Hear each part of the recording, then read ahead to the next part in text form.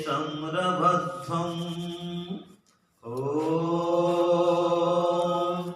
अस्मन्वतीर्यते संरभध्वम् उत्तिष्ठत प्रतरता सखायः उत्तिष्ठत प्रतरता सखायः अत्रा जहीमो अशिवाये असन् अत्रा जहीमो अशिवाये असन् शिवान् वयमुत्तरेमभिवाजाम् शिवान् वयमुत्तरेमभिवाजाम् शिवान् वयमुत्तरेमभिवाजाम् अस्मन्वतीर्यते संरभध्वम् अस्मन्वतीर्यते संरभध्वम् उत्तिष्ठत प्रतरता सखायः उत्तिष्ठत प्रतरता सखायः अत्रा जहीमो अशिवाये असन् अत्रा जहीमो अशिवाये असन् शिवान् वयमुत्तरेमभिवाजाम् शिवान् वयमुत्तरेमभिवाजाम् ॐ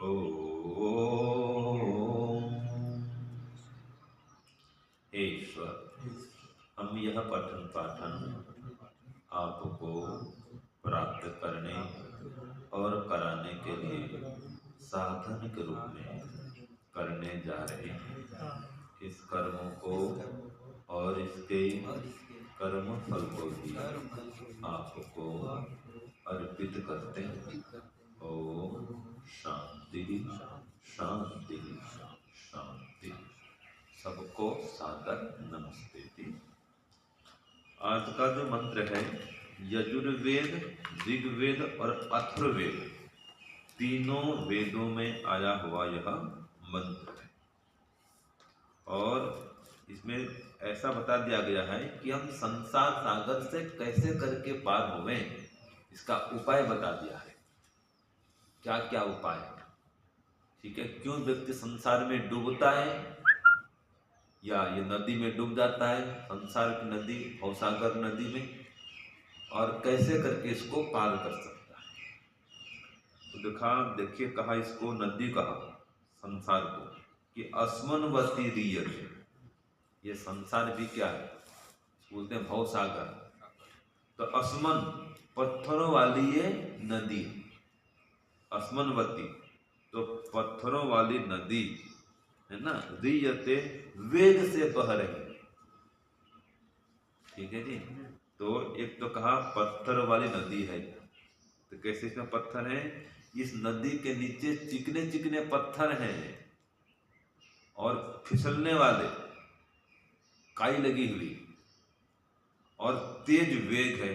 रीयते अति वेग से बह रही है, ठीक है। और क्या क्या इसमें देखो, नदी कैसी भयंकर है। ये नदी है पहाड़ी नदी, पहाड़ी, पथली माने पहाड़ी।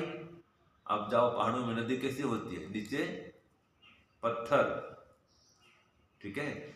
तो वो जो पहाड़ी नदी होती है, मान लीजिए आप उधर की ओर जा रहे हैं, गंगोत्री यमुनोत्री की ओर, तो नीचे तो पत्थर होता है, बहुत वेग से बहती है। और वो भी उसमें अगर नुकीले नुकीले बर्फ के टुकड़े बह रहे हो तो ठंडे मौसम हो, बर्फ भी बहता है, और तेज वेग है, नीचे फिसलन है। तो उसको कैसे करके पार करेंगे। एक व्यक्ति पार हुए तो बह जाने का डर है, फिसलने का डर है। तो इसमें कहा भाई आप ऐसा करो, समरभद्वम, मिल करके हैं, एक दूसरे को सहारा दे करके, प्रतरता सखाय, मित्र भाव से इसको तर जाओ। इसलिए उत्तिष्ठ, तो उठो और नदी में चलो, पार होने के लिए तैयार हो जाओ। अगर नदी के बाहर ही बैठे रहेंगे तो कैसे पार होंगे। हिम्मत करो, उठो, पार तो होना है, समझ रहे हैं। ये भवसागर है, इसको पार होना है। पार होने के लिए तैयार तो स्वाध्याय, सत्संग, विवेक, वैराग्य, घर छोड़ना, ये क्या है, तैयार होना है। घर छोड़ना पड़ता है।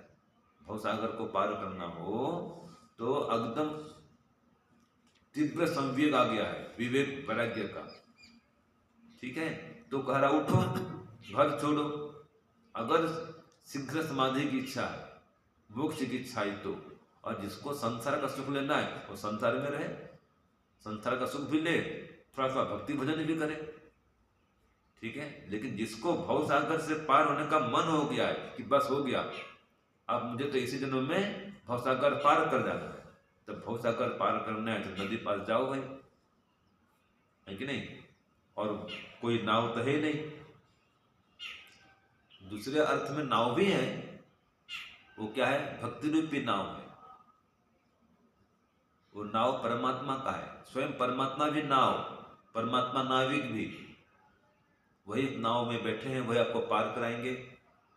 वो भक्ति रूपी नाव का पर बैठ जाओ, वो अलग मंत्र है, वो भी आता है। लेकिन यहां पर कहा है कि तैरते हुए जाओ, परतरता सखाय, मित्र भाव से एक दूसरे को सहारा देते हुए तैर जाओ, तर जाओ, माने भवसागर से पार हो जाओ। तो कुछ देर चलो, जब पानी ज्यादा गहरा हो जाए फिर आप तैरना थोड़ा, फिर कुछ देर तैरोगे फिर आप अगला किनारा आ जाएगा, ठीक है जी। तो उसमें चलना भी कठिन है, तो एक दूसरे को सहारा देकर के चलो, आगे बढ़ो। और जब एकदम पानी गहरी हो जाए, नहीं पानी बहुत भर जाए, तो कुछ देर तैर लेना, और फिर जब फिर नीचे उथला हो जाए जमीन, पैर पहुंचे नीचे, फिर चल के फिर पार हो जाना, कोई बात नहीं। तो तेज बहाव है, अकेला चलना इतना आसान नहीं है, तो एक दूसरे का सहयोग करते हुए इसमें चलो।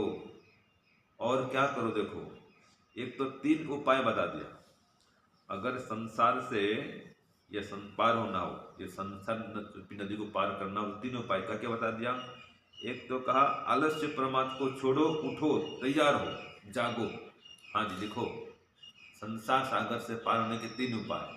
सबसे पहला संकल्प करो, उठो जागो, ये है पहला, मुझे पार होना है, संकल्प तो करो।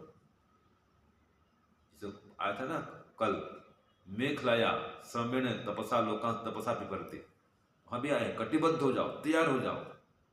तो किसी काम को करने के पहले संकल्प तो करो, तैयार तो करो, योजना बनाओ। तो सबसे पहले तैयार हो जाओ, संकल्प करो। दूसरा कहा इसमें मित्र भाव से चलो, ठीक है, प्रतरता सखाय, सखा भाव से एक दूसरे को सहायता करते हुए चलो, और समृद्धम मिलकर चलो, मित्र भाव से मिलकर के चलो। तो कितनी बातें हो गई, एक दूसरे की सहायता करते हुए चलो, ठीक है, मिलकर चलो, ये एक। दूसरा मित्र भाव से चलो, शत्रुता करके नहीं। तो एक दूसरे की सहायता करते हुए चलो, मित्र भाव से चलो, और इसके लिए संकल्प करो।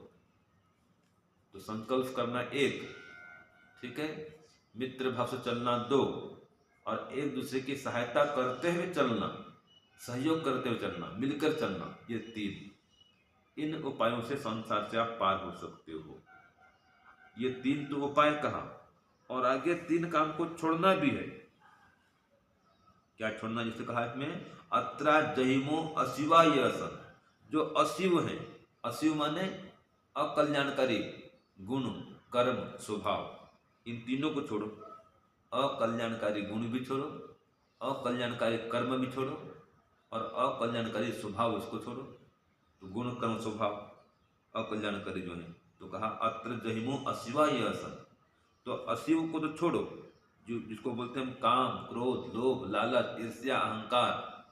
हाँ जी प्रणाम जी, ये क्या है, अकल्याणकारी। हाँ ये अशिव है, अकल्याणकारी। कौन कौन से, काम, क्रोध, लोभ, मोह। हाँ काम, क्रोध, लोभ, मोह, ये इनको छोड़ो। शिवा ये असर, और शिवान जो शिव माने कल्याणकारी गुण कर्म स्वभाव है, उनको शिवान माने कल्याणकारी गुण कर्म स्वभाव को धारण करो, और मिल करके उत्तरेम नदी के पार हो जाओ। तो हे ईश्वर, हम ऐसा संकल्प करें, तैयार हो जाएं, जाग जाएं, कि संसार के मोह में नहीं फंसे, राग द्वेष आलस्य प्रमाद में नहीं फंसे, तो संकल्प करके आपके मार्ग में आ जाए और मिल करके सखा भाव से इस भव सागर से पार हो जाएं। और भव सागर से पार होने के लिए जो हमारे फालतू फालतू बोझ हैं ये तो असीम है। किसी को नदी पार करना हो और गठरी हो, 1 2 3 गठरियाँ सिर में लेकर चले तो कैसा होगा, डूब जाएगा वो। और नदी पथरीली है तो और खतरनाक है। तो भाई गठरी को बाहर निकालो, छोड़ो, गठरी लेके मत चलो, गठरी को उतार दो तो पार हो पाओगे। तो ये सब गठरियां हैं, काम क्रोध लोभ लालच ईर्ष्या अहंकार अभिमान आदि आदि, ये दोष हैं। तो जो दोष है ना ये सब अशिव, ये गठरी, इनको छोड़ो और वयम उत्तरम, कि हे परमात्मा हम इस प्रकार से इस भव सागर से उतर जाए, माने पार हो जाए। तो शिवान वाजान, कल्याणकारी बल शक्ति को धारण करते हुए, कल्याणकारी सुखों को बलों को ज्ञानों को धारण करते हुए और इनको बढ़ाने के लिए पाने के लिए, कल्याणकारी सुख को भद्र को मोक्ष को, तो उसको पाने के लिए नदी से पार हो जाए, मित्र भाव से पार हो जाए, ठीक है, एक दूसरे का सहाय करते हुए पार हो जाए, संकल्प लेकर के योजना बना करके पार हो जाए। तो देखो जब तक दोष है तब तक आप इस संसार से पार नहीं हो सकते। न्याय दर्शन में दोष मैंने क्या कहा है, राग और द्वेष, इसको द्वेष, राग और द्वेष को दोष कहा है, ठीक है। और भी हम जो लौकिक भाषा में दोष कहते हैं दुर्गुण। तो जब तक ये दोष दुर्गुण हैं तब तक आप संसार से पार नहीं हो सकते। तो ये दोष दुर्गुण को देखो कि हमारे अंदर कैसे दोष हैं, दुर्गुण हैं। संसार में भी दोष देखो, दुख देखो, संसार में भी दुख है, दोष है, हमारे अंदर भी दोष है। तो हमारे दुखों को दोषों को दूर करने के लिए तैयार हो जाओ। तो एक सूत्र आता है, इतर इतर जहाती तद दोषात, याद आया, सांख्य का सूत्र है, इतर इतर जहाती तद दोषात। इतर माने एक जीवात्मा और इतर माने एक परमात्मा, नहीं एक प्रकृति। तो परमात्मा से भिन्न जीवात्मा और जीवात्मा से भिन्न प्रकृति। तो एक इतर जीवात्मा है, दूसरा इतर प्रकृति है। तो ये जीवात्मा जो है प्रकृति को छोड़ देता है, क्यों, उसके दोष को देख करके। तो प्रकृति में सृष्टि में दोष है, भाई दुख है, तो दुख जो देखेगा इसको छोड़ेगा, उसको परमात्मा में सुख दिखता है, वो मोक्ष में आनंद दिखता है उसको, तो वो संसार को छोड़ता है, ठीक है। ये संसार में पड़े रहेंगे, ये राग द्वेष लगा रहेगा, छोड़ो इसको, दुख से घिरते रहेंगे, तो छोड़ो इसको और मिल करके संसार सागर से पार हो जाओ। तो दोष को देखो संसार में, दुख को देखो, अपने दोषों को भी देखो, अपने दुख को भी देखो, कितना मैं दुख पा रहा हूँ, दुखी हो रहा हूँ। इन दुखों को दूर करने का उपाय क्या है, सोचो, तो मिलेगा ईश्वर भक्ति, ईश्वर का शरण। तो उसकी भक्ति ही आपको संसार सागर से पार करा सकती है। इसके लिए सद्गुणों को धारण करें, दुर्गुणों को छोड़ें। जब तक दोष दुर्गुण रहेंगे परमात्मा भी प्रेम नहीं करता है, हाँ वो सहायता नहीं करेगा, ध्यान रखना, वो भवसागर पार नहीं कराएगा, अपने शरण में स्थान नहीं देगा। पवित्र को बोले, दुर्गुण को छोड़ो। जैसे कि एक सूत्र और आता है सांख्य में, दोष बोधे भी न उपसर्पणम, सूत्र आया था ना, दोष बोधे अपि न अपसर्पणम प्रधानस्य कुलवधुवत, कि जब दोष को और जान लेते हैं ससुराल वाले बहू के, या पति दोष को जान लेता है कि मेरी पत्नी में ये रोग है, ये दोष है, ये ठीक नहीं है, तो उससे प्रेम नहीं करता है, उससे दूर दूर भागता है, ये तो खतरनाक है। तो पत्नी के दोषों को, कोई भयंकर रोग है उसको, इसे अचानक एड्स से, मान लीजिए एड्स से हो गया है, अब पता लग गया पति को इसको एड्स है, तो दूर रहेगा सुने भाई। तो जब किसी के दोष को हम जान लेते हैं तो उससे दूर दूर होने का प्रयास करते हैं, और गुणों को जानते हैं तो उससे पास जाने का प्रयत्न करते हैं। तो परमात्मा भी ऐसा ही है, वो देखता है कि दोष बना हुआ है, इसमें दोष भरा हुआ है, तो अपने पास भी आने नहीं देता कि दोष को पहले दूर करो।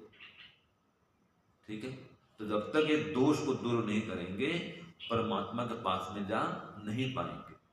इसलिए कहा रहा है कि अत्र जहिमो अशिवा ये असन, ये अशिव माने दोष, अकल्याणकारी गुण, अकल्याणकारी कर्म, ये दोष है, इन दोषों को दूर करो। तो श्लोक भी आता है ना, हाँ जी, 6 प्रकार के दोषों का त्याग करना चाहिए। कौन सा श्लोक है? षड्दोषा पुरुषेणेह हातव्या भूतिमिच्छता, निद्रा तंद्रा भयं क्रोधम आलस्यम दीर्घसूत्रता। ये दोष है, क्या भी कहे छोड़ो उनको। हातव्या, ये छोड़ने योग्य है, इनको छोड़ना चाहिए।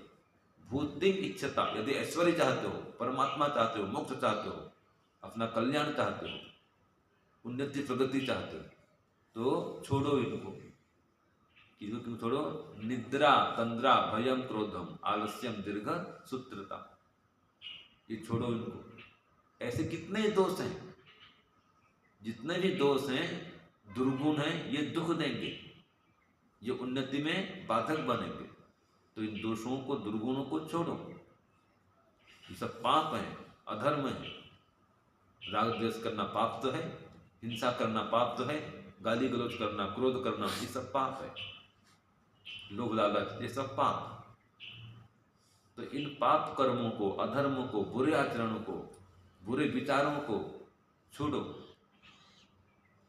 जो दुर्गुण है इनको छोड़ो, तो भव सागर से पार हो सकते हैं। तो देखो, दुर्गुणों को दूर करो और सद्गुणों को बढ़ाओ भाई, ये करना पड़ेगा।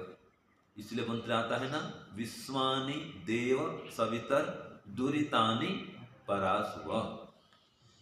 दुरितानि, दुर्गुणों को दूर करो, और यद भद्रम तन्नासु, जो कल्याणकारी गुणक्रम स्वभाव है उसको धारण करो। तो एक सद्गुण आ जाएगा ना, तो कई सारे सद्गुण आ जाएंगे। तो सद्गुण धारण करो, तो सद्गुण को बढ़ाओ और दुर्गुणों को घटाओ, नष्ट करो। तो दोषों को छोड़ते जाना और गुणों को बढ़ाते जाना, ये उपाय है। तो देखो, संसार में यही काम करना पड़ेगा। अगर ये संसार सागर से पार होना हो तो दोषों को, दुर्गुणों को, कुसंस्कारों को हटाना पड़ेगा, जिसको कहा गया है क्लेशों को दग्धीभूत करना।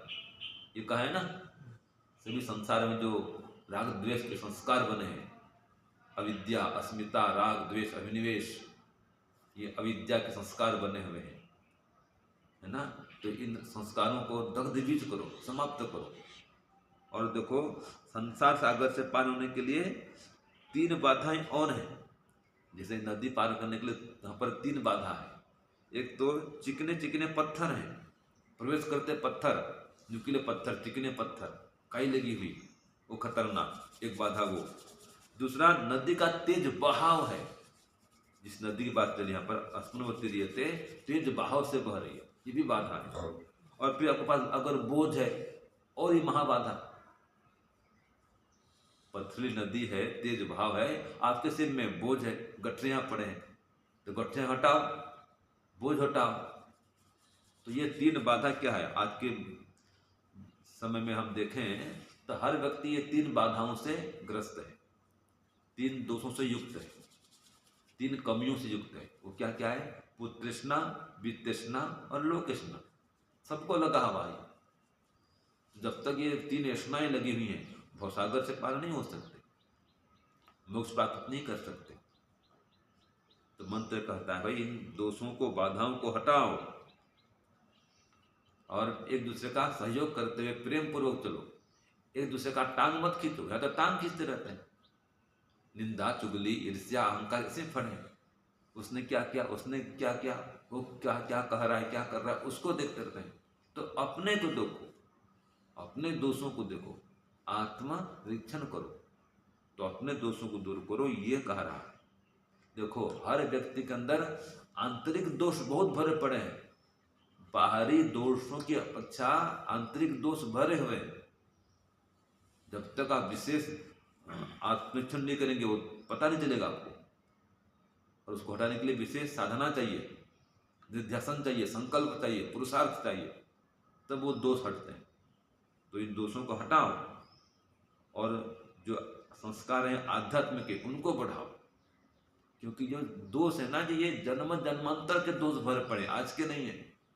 ये अविद्या जनित संस्कार आज के नहीं है, कई जन्मों के हैं। उनको हटाने के लिए विशेष पुरुषार्थ चाहिए, विशेष भक्ति, ध्यान, उपासना, स्वाध्याय, सत्संग, संकल्प, श्रद्धा ईश्वर में, इस मार्ग में श्रद्धा, आध्यात्म में, योग में, गुरु आचार्य में श्रद्धा चाहिए, समर्पण चाहिए। जब तक ये दुर्गुणों को नहीं छोड़ेंगे तब तक भवसागर में फंसे रहेंगे, पार नहीं कर पाएंगे, डूब जाएंगे, नदी में डूब जाएंगे। ये बोझ तो डुबा देने वाले हैं, या तो बह के चले जाएंगे, पार नहीं कर पाए नदी। इसलिए नदी से पार होना हो तो भाई मिल के चलो, प्रतरता सखाया, सखा भाव से चलो, तैर हो जाओ, तैर जाओ। और सम्रबद्धम मने मिल करके, ठीक है ना जी। कई बातें आ गई, मिल के चलो, सखा भाव से चलो। और जो अशिव हैं और कल्याण के गुण कर्म हैं उनको छोड़ करके चलो। और शिवान वयम उत्तरेम, जो शिवान मने उत्तम कल्याणकारी गुण है उनको ध्यान करते हुए पार हो जाओ, तो आप उस मोक्ष के आनंद को प्राप्त कर सकते हो, जन्म और मरण के चक्र से मुक्त हो सकते हो। ये भवसागर ही ये पथरीली नदी है, इसको पार होने के लिए दोषों को छोड़ो, बार बार कहा जा रहा है। अपने दोषों को देखो, संसार में भी दोष देखो, ध्यान बुद्धिमत्ता नहीं है संसार में रहना, ठीक है। तो इस प्रकार संसार से पार होने के संकल्पबद्ध हो, कटिबद्ध हो और विशेष प्रयत्न पुरुषार्थ करो, विशेष साधना उपासना करो और जीवन को सफल बनाओ। ओम शांति, ओम शम। सबको सादर नमस्ते।